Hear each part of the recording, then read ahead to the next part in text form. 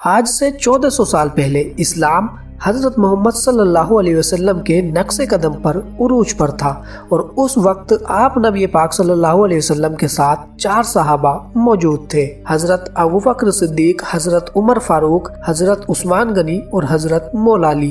یہ 4 صحابہ آپ صلی اللہ علیہ وسلم کے ہمیشہ ساتھ رہتے تھے اور یہی سے چاروں صحابہ آگے چل کر اسلام کے ہی نہیں بلکہ دنیا کے سارے مسلمانوں کے خلیفہ کہلائے۔ آج ہم انہی 4 صحابہ کو دیکھیں گے کہ سیاہ اور سنی یہ کن صحاباؤں سے اپنا تعلق رکھتے ہیں۔ تو پلیز سبسکرائب اینڈ شیئر۔ خلافت آخر کس کو دی جائے، سیاہوں کو یا پھر سنیوں کو؟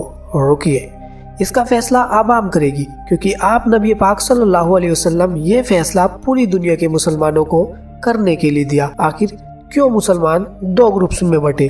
اس کو جاننے کے لیے ہمیں اسلامک ہسٹری پر غور کرنا ہوگا۔ 1400 سال پہلے آپ صلی اللہ علیہ وسلم اس دنیا کو ظاہری طور پر الوداع کہہ گئے۔ آپ نبی پاک صلی اللہ علیہ وسلم کے اس دین اور مسلمانوں کو کفار کے خلاف طاقت دینے والے ایک خلیفہ کی تلاش تھی۔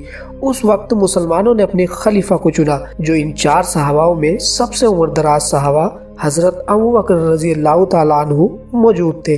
لیکن یہی وہ وقت تھا جب مسلمانوں کی 2 شاخائیں ابھرنی شروع ہوئی۔ ایک گروپ کا ماننا تھا کہ خلافت حضرت علی کو ملنی چاہیے، کیونکہ ایک دفعہ آپ صلی اللہ علیہ وسلم نے حضرت علی کو پکڑ کر سبھی مسلمانوں کے سامنے کہا تھا کہ میں جس کا مولا ہوں اس کا علی بھی مولا ہے۔ لیکن اس مولا لفظ سے یہ مراد نہیں ہے کہ خلافت حضرت علی کو دی جائے۔ حضرت علی آپ صلی اللہ علیہ وسلم کے چچا ابو طالب کے بیٹے اور آپ کے داماد تھے، اور حضرت علی کو آپ صلی اللہ علیہ وسلم نے ابو طالب کے جانے کے بعد ان کی دیکھ ریکھ رکھی۔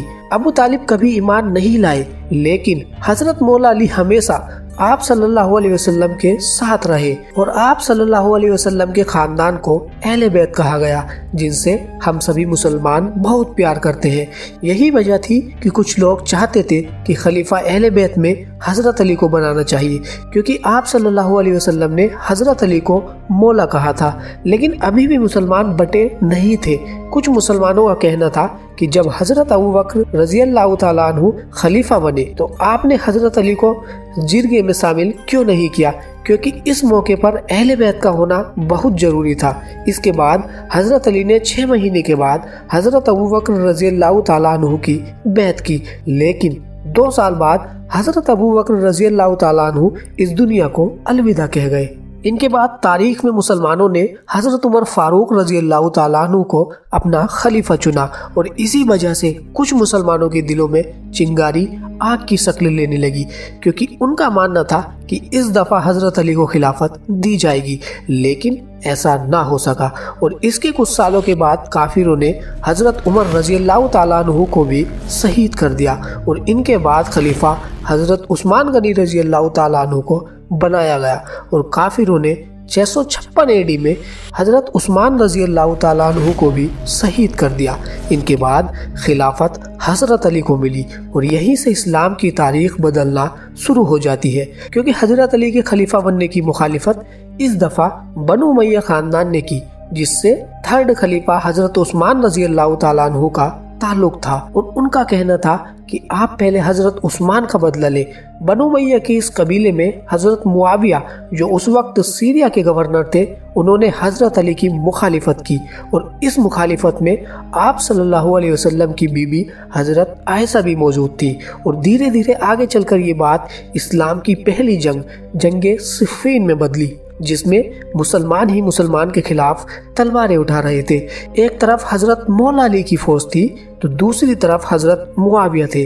اس جنگ میں کافروں کی بھرپور سازش تھی، تو یہ اگلی ویڈیو میں بتائیں گے۔ اس جنگ میں حضرت مولا علی کی جیت ہوئی، لیکن حضرت معاویہ نے بھی حضرت علی کو خلیفہ نہیں مانا، اور حضرت معاویہ نے خود کو ہی 660 عیسوی میں دمشق میں خلیفہ گھوشت کر دیا۔ مسلمان ان کو خلیفہ نہیں مانتے بلکہ سلطنت کے ایک بادشاہ مانتے ہیں، لیکن اس دن سب کچھ بدل گیا جب کافروں نے حضرت علی کو دھوکے سے نماز پڑھتے وقت شہید کر دیا، اور حضرت علی کے بعد ان کے بیٹے حضرت حسن کو خلیفہ بنایا۔ لیکن حضرت حسن کو بھی حضرت معاویہ کا سامنا کرنا पढ़ रहा था। इसी वजह से हजरत हसन ने 6 महीने के बाद एक एग्रीमेंट के चलते अपनी खिलाफत छोड़ दी, क्योंकि वो नहीं चाहते थे कि मुसलमान एक दूसरे से लड़े और इस सब में इस्लाम का नुकसान हो। इसी वजह से हजरत मुआविया ने खुद को ही खलीफा माना, लेकिन इस्लामिक हिस्ट्री ने इनको खलीफा नहीं माना बल्कि एक बादशाह माना। यहीं से बादशाहत शुरू होती है और जिन लोगों के दिलों में चिंगारी थी वो अब पूरी तरीके से आग में बदल चुकी थी, क्योंकि जो मुसलमान ये कहते थे कि हजरत अली को पहला खलीफा बनाना चाहिए था, उन सभी लोगों ने हजरत मुआविया से भी मुंह मोड़ लिया और यहीं से मुसलमानों में दो सियासी उमूर रखने वाले लोग तेजी से पैदा होने शुरू हो गए।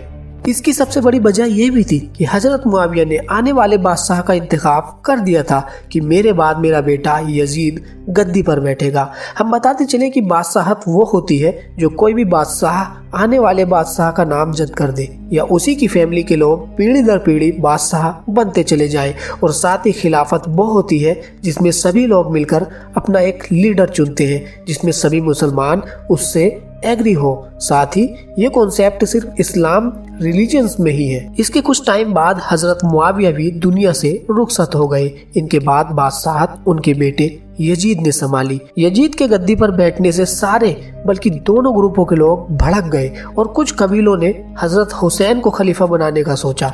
ये सरगर्मियां तेजी से आग की तरह फैलने लगी।